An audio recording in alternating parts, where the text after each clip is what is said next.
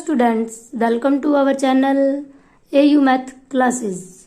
Last video में हम exercise 2.2 तक कंप्लीट कर चुके थे और वहां तक हमने रिलेशंस के बारे में पढ़ लिया था और अब हम पढ़ेंगे फंक्शन, जो कि बहुत, जैसे कि हमने लास्ट वीडियो में भी बताया था, ये टॉपिक बहुत ज्यादा इंपॉर्टेंट है। और जब क्योंकि सभी जो भी फंक्शन जो भी कुछ करते हैं मैथ में, तो उसके लिए हमें फंक्शन डिफाइन करना पड़ता है। तो फंक्शन बहुत मोस्ट इंपॉर्टेंट टॉपिक है, तो उसके लिए इसको समझना बहुत ज्यादा जरूरी है। और समझने के लिए कुछ नहीं, ज्यादा मुश्किल चीज नहीं है। देखो फंक्शन क्या होता है, जैसे फंक्शन तो ऐसे हम अपनी यूजुअल लाइफ में भी बहुत ज्यादा यूज करते हैं। जैसे कभी कहते हैं कि किसी भी चीज का हो, कोई भी मैरिज हो या फिर कोई भी फंक्शन वगैरह करते हैं, हम क्या कहते हैं हमारे फंक्शंस है। तो सेम यहाँ पे ऐसे ही है कि फंक्शन तो क्या होगा, एक स्पेशल टाइप का रिलेशन है। तो फंक्शन क्या है, देखो फंक्शन क्या कहता है, एक स्पेशल टाइप का रिलेशन है। यानी कि एक जो फंक्शन है वो फर्स्ट क्या होगा, एक रिलेशन ही है, ठीक है। लेकिन रिलेशन कैसे है, उसके ऊपर है ना कुछ प्रॉपर्टीज है, कुछ कंडीशंस है जिसको उसको रिलेशन से फंक्शन बनाया जा सकता है। तो फर्स्ट वो एक रिलेशन ही होगा और उसको हम क्या बनाएंगे, एक फंक्शन। तो फंक्शन क्या है, देखो वैसे एक फंक्शन एक मैप ही है, एक मैपिंग है। हम देखो फंक्शन को कैसे समझते हैं, अपने डेली लाइफ से समझने की कोशिश करते हैं, फिर उसको डेफिनेशन से देखते हैं। देखो फंक्शन क्या है, एक मशीन की तरह काम करता है। फंक्शन क्या है, जैसे यहाँ पे एक मशीन है, ठीक है। जैसे यहाँ पे हमने कुछ यहाँ से डाला मान लेते हैं, और यहाँ से हमारे पास आउटपुट आएगा। यहाँ से हमने इनपुट डाला और यहाँ से हमारे पास आउटपुट आता है, ठीक है। जैसे कि ठीक है, जैसे यहाँ पे आउटपुट आएगा। अब आउटपुट इनपुट का क्या, यानी कि एक मशीन की तरह काम करेगा। अब देखो मशीन क्या करती है, उसके अंदर जो कुछ भी डालते हैं, जैसे जूसर मशीन है, हम उसके अंदर जो भी फ्रूट डालेंगे उसी का जूस आता है, ऐसे ही बनता है। ये तो नहीं है कि हमने एक चीज डाली तो वहां से दो का जूस आया, ऐसा तो पॉसिबल नहीं है। तो फंक्शन ऐसा ही सेम है। तो फंक्शन क्या करता है, देखो फंक्शन का क्या है, फंक्शन एक मैपिंग ही है। फंक्शन मान लेते हैं A to B, कि यहाँ से A है, ये B है, यहाँ पे F है, ठीक है। फंक्शन क्या है, एक मशीन की तरह काम है, या फिर एक दूसरे की तरह मान लो कि यहाँ पे जो भी एलिमेंट होगा वो इसके एलिमेंट से मैप होगा। लेकिन कंडीशन क्या है कि यहाँ का हर एक element relation from A set to B A, यहाँ से जो भी एलिमेंट उठाए उसके यहाँ पे यूनिक इमेज मिले, ठीक है। यानी कि यूनिक इमेज का मतलब क्या है कि अगर मान लेते हैं 1 है तो 1 1 पे जाए, 2 है, अब देखो 2 है, यहाँ पे ले लेते हैं 1 3 4, यहाँ पे 5 6 7 8। जैसे यहाँ पे ये एलिमेंट उठाया, ठीक है, यहाँ पे यूनिक इमेज मिल रही है। तो यानी कि हर एलिमेंट जो भी यहाँ से उठाए उसके लिए यहाँ पे क्या हो, यूनिक इमेज हो। अब देखो एक फंक्शन को समझा जा सकता है, जैसे एक हमारे पास एक ट्री है, ट्री है, यहाँ से समझने की कोशिश करना। एक ट्री बनाया हमने, यहाँ पे एक ट्री है यहाँ पे हमारे पास, ठीक है। इसकी शैडो एक ही पॉसिबल है, इसकी शैडो एक ही बन सकती है। तो यानी कि एक एलिमेंट की एक ही शैडो बने, या ये पॉसिबल है, ये तो हो। यहाँ से क्या कहते हैं, एक क्या कभी ये देखा है कि एक ही ट्री की दो शैडो बन जाए, ऐसा तो पॉसिबल नहीं है। तो दैट मीन्स यहाँ से क्या हुआ कि एक एलिमेंट दो पे मैप नहीं हो सकता, ठीक है। लेकिन ये पॉसिबिलिटी है कि दो ट्री है, उनकी दोनों की सेम शैडो बन जाए। तो यहां से समझने की कोशिश करना इसको। वैसे तो ये याद रखने के लिए है कि यहां से देख के ये अच्छे से समझ आ जाएगा। देखो एक ट्री की कभी भी दो शैडो पॉसिबल नहीं है, तो एक ट्री कभी भी दो पे नहीं जा सकता। तो दैट मीन्स एक एलिमेंट दो पे नहीं जाएगा। लेकिन ये पॉसिबिलिटी है कि दो एक पे चला जाए, तो यानी कि दो एलिमेंट एक पे जा सकते हैं। तो यहाँ से हम क्या कह सकते हैं कि मान लेते हैं यहाँ पे 5 है तो 5 8 पे जा सकता है। तो ये तो फंक्शन है। लेकिन अगर हमने ये कर दिया कि एक एलिमेंट दो एलिमेंट एक पे मैप कर दिया, एक एलिमेंट दो पे मैप कर दिया, वो पॉसिबल नहीं है। जैसे ये देखो फॉर एग्जांपल हम अपने बेसिक से देखते हैं, जैसे हम कहीं पे भी ट्रैवलिंग के लिए जाते हैं, ठीक है। तो यहाँ पे देखो जहां पे हमें स्टॉप करना है, तो वहां से एक स्टॉप पे दो, एक से ज्यादा तो उतर सकते हैं। तो वहां से यानी कि लेकिन एक बंदा दो जगह नहीं जा सकता। अगर कोई इंसान ऐसा है तो वो एक ही प्लेसेस पे जाएगा, एक दो पे तो नहीं जा सकता। ये भी नहीं है कि पीछे स्टॉप पे भी वो उतर गया और नेक्स्ट स्टॉप पे भी आ गया, ऐसे तो पॉसिबल नहीं है। तो दैट मीन्स यहाँ से क्या हुआ, देखो हम अपने यहाँ से कोशिश करना समझने की, हम अब गए बस में से हमें उतरना है, तो बस में हमारे साथ कोई और भी जा सकता है, तो उस जगह पे हमारे साथ कोई भी उतर सकता है। यानी कि दो एलिमेंट एक पे तो जा सकते हैं, लेकिन एक एलिमेंट दो पे नहीं मैप होएगा, ठीक है। तो ये बहुत अच्छा एग्जाम्पल है समझने के लिए रियल लाइफ का, और यहाँ से अच्छे से और याद रखने के लिए भी बहुत ज्यादा कंसेप्ट बहुत ज्यादा यूज है। तो यहाँ से देख लेना, देखो a relation from F from a set A to B is set to B a function if every element of A has one and only one image in B। किसकी, एक से ठीक है, कि एक इमेज हो गई उसकी, तो ये पॉसिबल है कि एक रिलेशन है, तो वहां से हम फंक्शन क्या होगा कि एक एलिमेंट एक पे ही मैप हो जाए, एक एलिमेंट एक से ज्यादा मैप ना करे। और यहां से इस एग्जांपल से शायद अच्छे से समझ आ गया होगा कि अब हम बस अगर कोई स्टॉप है हमारे पास, तो दो देखो एक ही जगह पे, ये तो है नहीं कि एक जगह पे जाएगा, बहुत सारे इंसान है जो एक जगह पे जा सकते हैं। तो यहाँ से हमें क्या सीखने को मिला कि बहुत सारे एलिमेंट ऐसे है जो एक पे जा सकते हैं, लेकिन ऐसा पॉसिबल नहीं है कि एक ही कोई इंसान है वो 2-3 जगह पे उतर जाए, ऐसा पॉसिबल नहीं है। तो दैट मीन्स तो फंक्शन को यहाँ से समझने की कोशिश करना। तो क्या हुआ, ए फंक्शन, तो देखो यहाँ पे एक रिलेशन, फंक्शन क्या है, एक रिलेशन है from F from a set A to B is set to B function if every element of A has one and only one image in set B. कि एक relation F from a set A to B is set to B function if every element of A has one and only one image in set B. ठीक है, और यहाँ से देखो अगर function ये है तो यहाँ से क्या होगा, देखो फंक्शन दिस वन, जैसे यहाँ से एलिमेंट उठाए 1 2 3 4 5, यहाँ पे मैप किया 1 2 3 4 5 6, तो यहाँ से ये हो सकता है। ठीक है, हर एक की यूनिक इमेज मिल गई, लेकिन ये पॉसिबल नहीं है कि 1 2 पे चला जाए, लेकिन 2 1 पे जा सकता है। तो यहाँ पे 6 7 ले लेते हैं, तो ये भी और 7 को मैप कर देते हैं यहाँ से। ठीक है, कि 5 और 7, तो दैट इट इज फंक्शन। और जो ये है इस साइड, जो ये इसकी क्या कहलाएगी, डोमेन। ठीक है, ये पूरा सेट क्या बनेगा, जहां पे मैपिंग डिफाइन की हमने, जहां मैपिंग जाएगा वो रेंज मान लेते हैं। इसके अंदर कुछ एक्स्ट्रा एलिमेंट थे 7 और 8, तो पूरा क्या कहलाएगा, कोडोमेन। ठीक है, ये बिल्कुल बेसिक है फंक्शन का। फंक्शन के लिए ये समझना बहुत ज्यादा जरूरी है। और देखो जो एफ, तो यहाँ से क्या लिखेंगे, ए मान लेते हैं इसका कोई एलिमेंट, ए यहाँ पे है, बी यहाँ पे है, स्मॉल ए बिलोंग्स टू ए।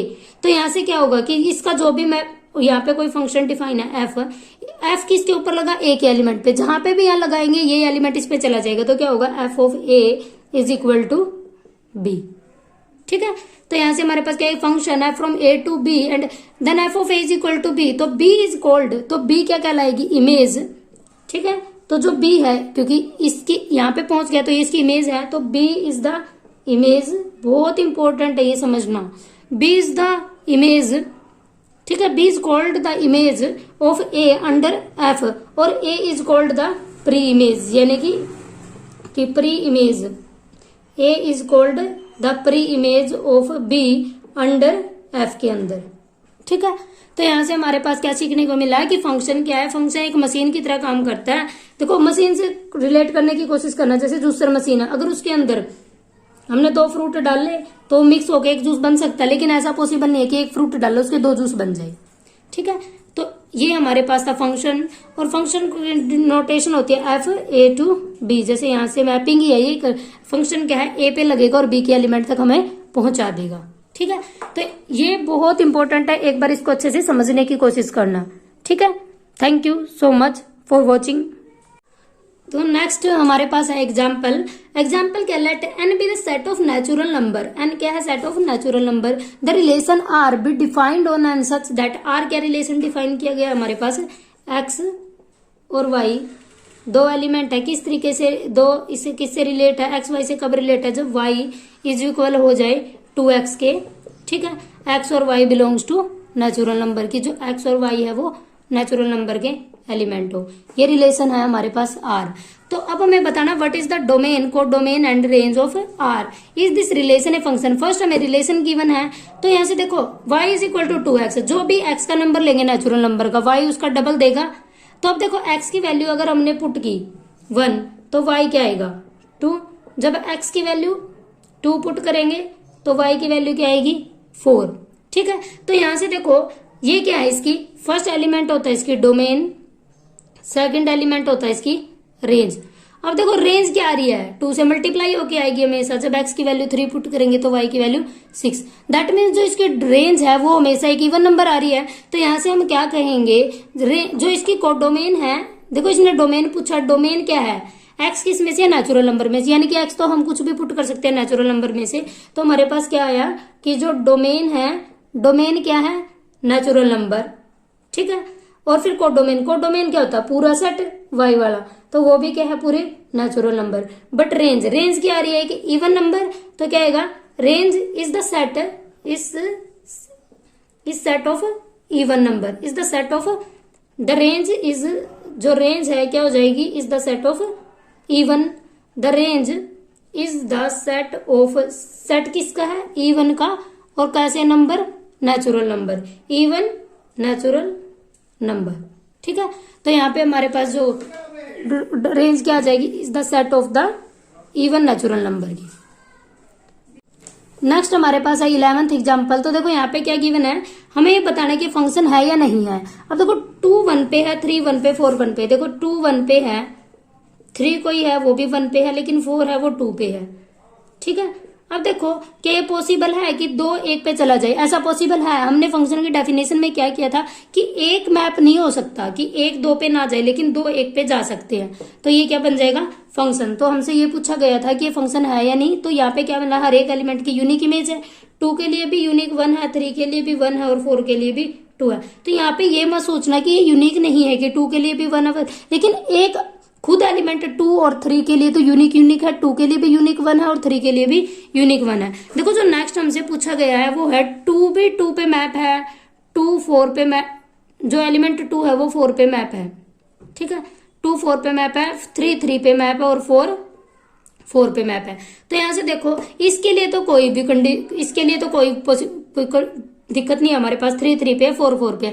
लेकिन ऊपर से देखो कि 2 2 पे भी मैप हो रहा है, 2 1 पे, क्या एक एलिमेंट 2 जगह जा सकता है? तो ऐसी पॉसिबिलिटी नहीं है कि ये पॉसिबल नहीं है कि एक ट्री की 2 शैडो बन जाए, या फिर एक कोई भी एक इंसान है वो 2 जगह 2 स्टेशन पे नहीं जा सकता, एक साइड में 2 जगह नहीं उतर सकता, क्योंकि अगर वो पीछे गया तो आगे नहीं जा सकता, आगे गया तो पीछे नहीं जा सकता।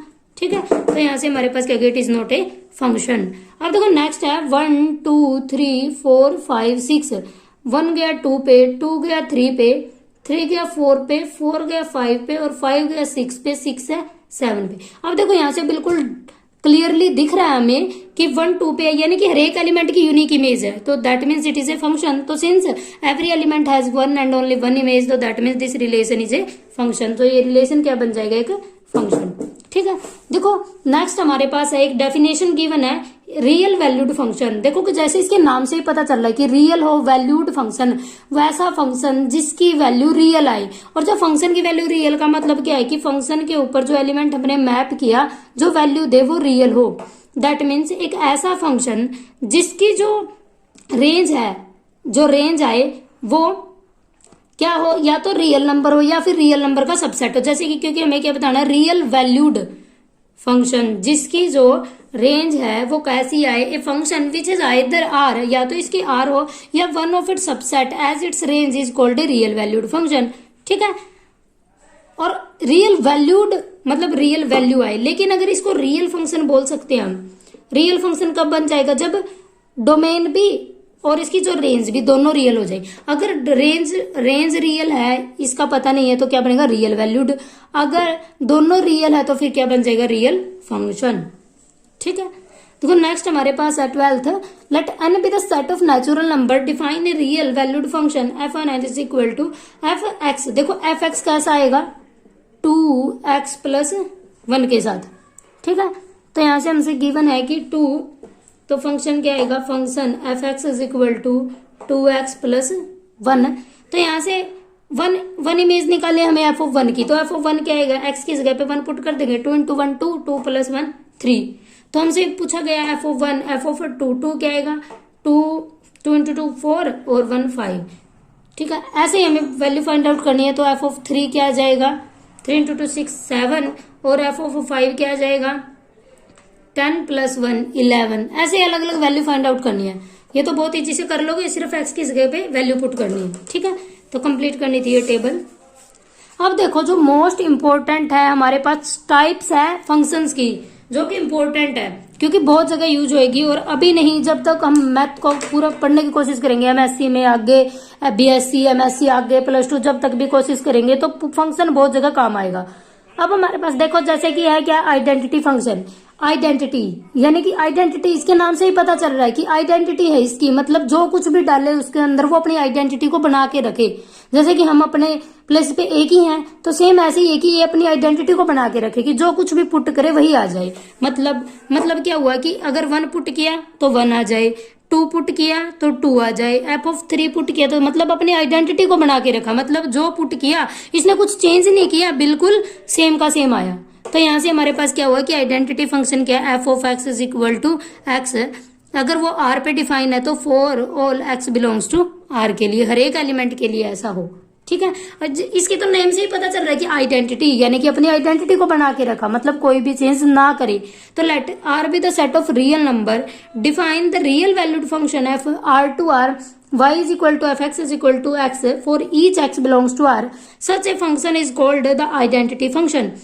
और इसकी देखो डोमेन क्या है r और रेंज क्या है r। तो अब देखो इसका ग्राफ क्या होगा। अब देखो हमने क्या सीखा कि अगर आइडेंटिटी है मतलब 0 पुट करेंगे तो 0 आएगा, 1 पुट करेंगे तो 1 आएगा, 2 पुट करेंगे तो 2 आएगा, 3 पुट करेंगे तो 3 आएगा, -1 पुट करेंगे तो -1, -2 पुट करेंगे तो -2 एंड सो ऑन, ठीक है। अब देखो यहाँ पे हमारे पास ये x है, यहाँ पे ये y है, ठीक है। यहाँ पे 0, 1, 2, 3, 4 और यहाँ पे -1, -2, -3 ये y है, -4, ठीक है। यहाँ पे पुट करेंगे -1, -2 और -3, यहाँ पे आएगा 1, 2, 3। अब देखो क्या पुटा, जब 0 है तो 0 ये नंबर आ जाएगा, जब 1 है तो 1 तो 1 और 1 ये नंबर, जब 2 है तो 2 ये नंबर आ जाएगा, 3 है तो 3, 4 है तो 4 ये ऊपर तक नंबर चला जाएगा, -1 है तो -1, 2 है तो -2, 3 है तो x की वैल्यू भी 3 और y की वैल्यू भी 3, ये पॉइंट आ जाएगा। अब देखो इस पॉइंट को मैप करो, यानी कि क्या बनी एक स्ट्रेट लाइन। तो ये क्या है, f(x) is equal to x. f(x) को हम डिनोट कर सकते हैं y से, तो यहाँ से क्या हुआ y is equal to X. मतलब क्या जो आइडेंटिटी फंक्शन कैसे एक स्ट्रेट लाइन आ जाए हमारे पास, ठीक है। यानी कि जो एक ऐसी लाइन जो, क्योंकि यहाँ से पासिंग पॉइंट 0, 0 है जो हर एक नंबर के लिए सेम है, तो यहाँ से this function is called the identity function. अगर कभी हमें आइडेंटिटी फंक्शन की पहचान करनी हो तो अगर ऐसी लाइन बन जाए तो वो क्या हो जाएगा, आइडेंटिटी फंक्शन। या फिर हम क्या कह सकते हैं कि ऐसा फंक्शन जो अपनी आइडेंटिटी को बना के रखे, मतलब कि हर वैल्यू पे अपनी वैल्यू सेम रखे, कि f(x) is equal to x ही रहे हर वैल्यू के लिए, ठीक है। नेक्स्ट हमारे पास है कांस्टेंट फंक्शन। जैसे कि इसके नाम से ही पता चल रहा है कि कांस्टेंट मतलब कांस्टेंट ही रहे, इस पे कोई डिफरेंस ही ना हो, कुछ भी फर्क ना पड़े, कि कुछ भी पुट करे कोई फर्क ही ना पड़े। मतलब f(x) is equal to c या फिर f(x) is equal to k constant, where c is constant, मतलब कि यहाँ पे x ही नहीं है, 1 पुट करेंगे तो भी c, 2 पुट करेंगे तब भी c, f(0) पुट करेंगे तब भी c, कोई फर्क ही ना पड़े, मतलब पूरा हिले ही ना ये अपने प्लेसेस पे। ये y की वैल्यू है तो यहाँ पे मान लेते हैं c है, y की वैल्यू है, ठीक है। तो यहाँ पे देखो f(x) is equal to c, हर वैल्यू के लिए c आए तो कोई भी 0 पुट करेंगे तब भी ये, 1 पुट करेंगे तब भी c आ रहा है, माइनस करेंगे तब भी c, तो एक ऐसा, तो ये क्या लाइन बन जाएगी, f(x) is equal to c, मतलब कांस्टेंट। मतलब क्या है कि अगर कुछ भी पुट करे तो उस पर कोई फर्क ही ना पड़े, जैसे ऐसे कि ऐसे का ऐसा बना रहे। तो जैसे किसी नाम से देख लेते हैं कांस्टेंट। कांस्टेंट क्या है, जैसे 1, 2, 3, 4 ये कांस्टेंट है। क्यों है ये इनका नाम कांस्टेंट, क्योंकि ये कभी भी चेंज नहीं होते। तो सिमिलरली ऐसा फंक्शन, एक ऐसा फंक्शन r पे r to r such that y is equal to f(x) is equal to c where c is a constant for each x belongs to r, ठीक है। और जिसकी डोमेन होगी वो r होगी और जो रेंज होगी वो हमेशा c आएगी, तो दैट मीन्स इसकी जो रेंज आ जाएगी सिंगलटन c आ जाएगी, ठीक है। तो ये था हमारे पास कांस्टेंट फंक्शन। अब देखो हमारे पास है polynomial function. Polynomial function, a function f r to r is said to be the polynomial if for each x in r y is equal to f(x) is equal to a0 plus a1x plus a2x square and so on a n x की power n, where n is a non negative integer. Non negative integer मतलब जो n है वो non negative हो, मतलब 0 हो सकता है, 0, 1, 2, 3 एंड सो ऑन, लेकिन नेगेटिव नहीं हो सकता। और a0, a1, a2 सारे के सारे क्या हो, रियल नंबर, ठीक है, इज कॉल्ड द फंक्शन। तो और ये क्या हो गया, हमेशा जो ऊपर वाले वो नेगेटिव इंटीजर हो, फ्रैक्शन में ना हो। जैसे यहाँ पे फॉर एग्जांपल x की पावर 2/3, तो हम इसको पोलिनोमियल फंक्शन नहीं बोल सकते क्योंकि इसकी जो ऊपर पावर है वो फ्रैक्शंस में है, ठीक है। अब यहाँ पे एग्जांपल है यहाँ पे वैल्यू पुट करनी है, y is equal to F of x is equal to x square है, तो हमें ये टेबल कंप्लीट करनी है और इसका ग्राफ और डोमेन और रेंज फाइंड आउट करनी है। अब देखो जब -4 यहाँ पे पुट करेंगे तो क्या जाएगा, -4 का स्क्वायर 16, तो -4 क्या है, ये जाएगा 16, -3 9 के स्क्वायर करके लिख देंगे यहाँ पे, 1 का स्क्वायर 1, 2 का स्क्वायर 4, 3 का स्क्वायर 9, 4 का 16। अब देखो यहाँ पे सारे क्या हुआ, क्योंकि स्क्वायर है, स्क्वायर की वजह से जो डोमेन आएगी, इसकी जो रेंज आएगी, पूरा का पूरा पॉजिटिव नंबर आएगा, नेगेटिव तो नहीं होगा, क्योंकि 0 भी आ जाएगी लेकिन नेगेटिव नहीं होगा, क्योंकि स्क्वायर की वजह से वो पॉजिटिव हो जाएगा। तो यहाँ से हमारे पास देखो क्या बनेगा, ये हमारे पास एक है, तो यहाँ पे क्या लिखा 2 4 6, यहाँ पे ले लेते हैं -2 -4, यहाँ पे आएगा 2 4 6 8। देखो वैल्यू क्या क्या आई है हमारे पास, जब x की वैल्यू 0 है तो y की वैल्यू भी 0 है, ठीक है। जब x की वैल्यू 1 तो y की वैल्यू भी 1, और जब x -1 तब भी 1, तो x की वैल्यू -1 यहाँ पे, तो भी x की वैल्यू 1, तो एक पॉइंट ये जाएगा। जब x की वैल्यू 1 तो 1 ये आ जाएगा, ठीक है। जब 2 पुट करेंगे तो वैल्यू 4, और जब x की वैल्यू -4 तो भी 4, ठीक है। 3 पुट करेंगे तो 9, और x की वैल्यू तब भी 9, ठीक है। तो इनको मैच देखो, इनको मिला के देखते हैं हमारे पास क्या, तो एक ऐसी शेप बन जाएगी। तो कैसी शेप बन जाएगी, बिल्कुल ये करेक्ट बनेगी, ये तो रफली स्केच है, अगर ऐसे बनाओगे तो ये ऐसे फॉर्म बन जाएंगे हमारे पास, ठीक है, यू टाइप की। तो यानी कि हमारे पास क्या हुआ, अगर फंक्शन हमारे पास f of x is equal to x square type का है तो ऐसी फॉर्म बना देगा वो, ठीक है। तो ये हमारे पास क्या हो जाएगा, इसका ग्राफ है जो हमें ग्राफ समझ के किया था पुट करने के लिए। अब देखो नेक्स्ट भी ऐसा ही है, ये करके देख लेना, ये होमवर्क के लिए है कि F of x is equal to X cube है। एक्स क्यूब में क्या होगा कि एक्स की वैल्यू 1 नेगेटिव और पॉजिटिव पुट कर देंगे, जो फंक्शन बनेगा ये ऐसा बन जाएगा, 1 और 2 0 ऐसे पुट करके देखनी है, ठीक है। अब हमसे पूछा गया, देखो नेक्स्ट हमसे पूछा गया डिफाइन, फिर है रैशनल फंक्शन। रैशनल फंक्शन को है, जैसे रैशनल नंबर से हमें पता चलता है कि p बाई क्यू फॉर्म का हो, सिमिलरली यहाँ पे क्या, rational function of the type f x by g x, where f x और g x are the polynomial function, और जो उसमें क्या होता है g x does not equal to 0, क्योंकि 0 होने से वो अनडिफाइंड फॉर्म बन जाएगी, तो G X not equal to 0 हो। अब देखो हमें एक फंक्शन गिवन है F of x is equal to 1 by X, और x नॉन जीरो है, x जीरो नहीं हो सकता, ठीक है, क्योंकि अगर x की value x not is equal to 0 है, अगर x की वैल्यू 0 हुई तो ये फंक्शन कैसा हो जाएगा, नॉट डिफाइंड। तो यहाँ पे इसलिए गिवन है कि f ऑफ x है, तो इसकी जो मतलब हम यहाँ पे 0 पुट नहीं कर सकते, मतलब इसकी जो रेंज डोमेन होगी उसमें हम 0 नहीं ले सकते, ठीक है। और कहां से कहां तक डिफाइन है, r से। यहाँ पे 0 माइनस क्यों की, क्योंकि ये 0 पे डिफाइन नहीं है इसलिए, ठीक है। तो यहाँ पे हमें एक टेबल दी हुई है, तो ये टेबल कंप्लीट करनी है, ये तो आप कर सकते हो क्योंकि यहाँ पे सिर्फ वैल्यू ही पुट करनी है। अब देखो जब यहाँ पे 2 पुट करेंगे तो क्या आ जाएगा 1/2, तो 1/2 कितना होता है 0.5, और जब 1 पुट करेंगे तो 1/1 1 बन जाएगा, 1.5 करेंगे तो क्या आ जाएगा यहाँ पे 1/1.5, इसको सोल्व करेंगे तो क्या आ जाएगा, ये 10 ऊपर चला जाएगा और 15, इसको डिवाइड करेंगे तो आ जाएगा 0.67, ठीक है। सिमिलरली पूरी टेबल कंप्लीट करनी है, उसके बाद हमें इसका ग्राफ बनाना है। तो देखो ये आया हमारे पास टेबल, तो यहां से हम इसका ग्राफ बनाने की कोशिश करते हैं। तो देखो क्या है 2, इसने वैल्यू क्या दी, जब 2 है तो 0.5, जब x की वैल्यू 0 है तो वैल्यू कितनी है 0.5, तो यहाँ पे 0.5 बिल्कुल नियर अबाउट 0 होगी, तो 0.5 आ जाएगा। 1 पुट करेंगे तो 1, सिमिलरली नेगेटिव के लिए तो इसको मैप करेंगे तो ये ऐसे ग्राफ बन जाएगा, ठीक है। ये तो बना के देख लेना, अगर फिर भी ना समझ आए तो आप कमेंट बॉक्स में पूछ सकते हो। नेक्स्ट, क्योंकि देखो मेन क्या हमें फंक्शन समझना, एग्जाम्पल तो इसकी हेल्प से कर ही सकते हो, मेन हमें फंक्शन समझ आने चाहिए, ठीक है। अब देखो नेक्स्ट हमारे पास है modulus function.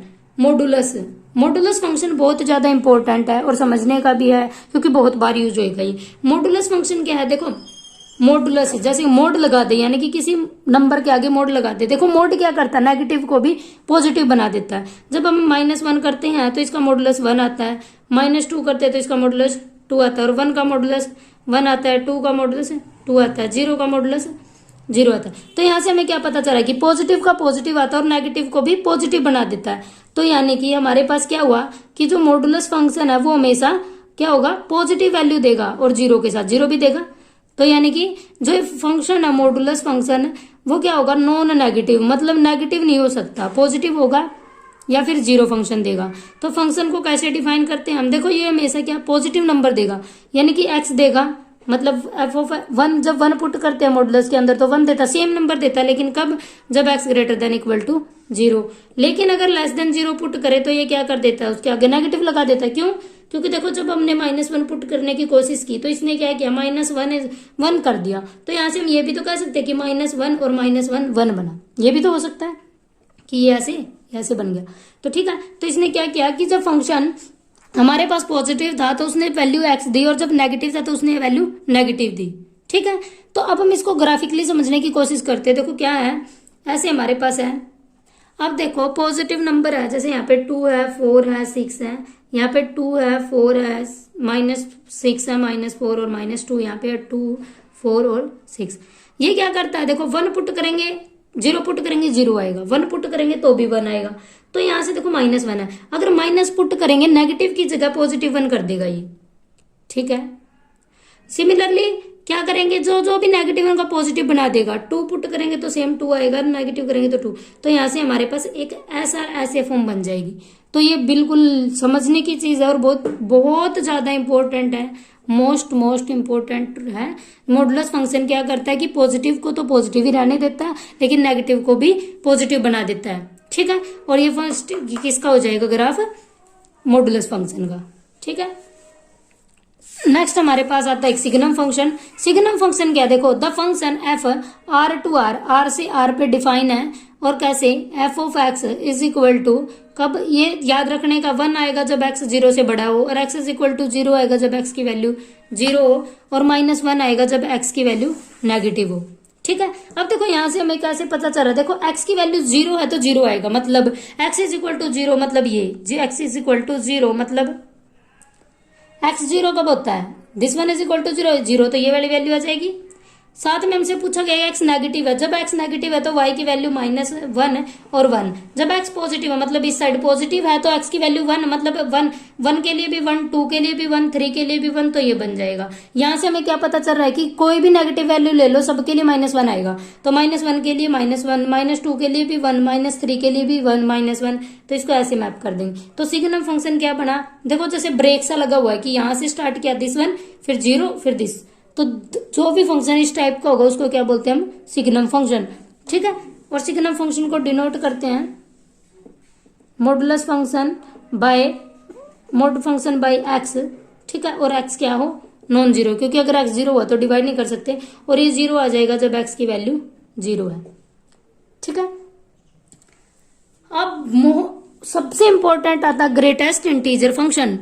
Greatest integer function, देखो ग्रेटेस्ट इंटीजर फंक्शन क्या करता है, ग्रेटेस्ट इंटीजर फंक्शन की क्या है, define F of x is equal to, जिसकी नोटेशन क्या है, दिस, ये ब्रैकेट ऐसे और इसके अंदर फंक्शन, ये क्या greatest function, assuming value of the greatest integer less than और इक्वल टू एक्स। तो ये क्या करता है, greatest integer function less than और इक्वल टू एक्स की वैल्यू देता है।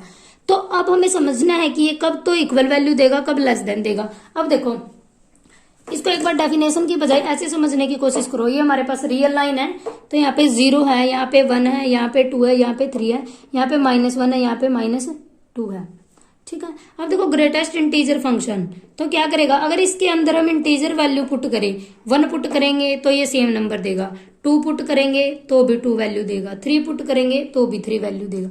यानी कि अगर इसके अंदर इंटीजर वैल्यू पुट कर दी जाए तो इंटीजर, जैसे इसके नाम से ही पता चला ग्रेटेस्ट इंटीजर की इंटीजर देगा, कि 2 पुट करेंगे तो भी इंटीजर, 3 देंगे इंटीजर, यानी कि इसकी वैल्यू हमेशा एक इंटीजर आने वाली है। अब समझने की बात यह है कि इसके, ये तो इंटीजर के लिए हुआ, तो जो बीच में भी तो नंबर है रियल नंबर पे डिफाइन है ये, क्योंकि एफ आर टू आर है।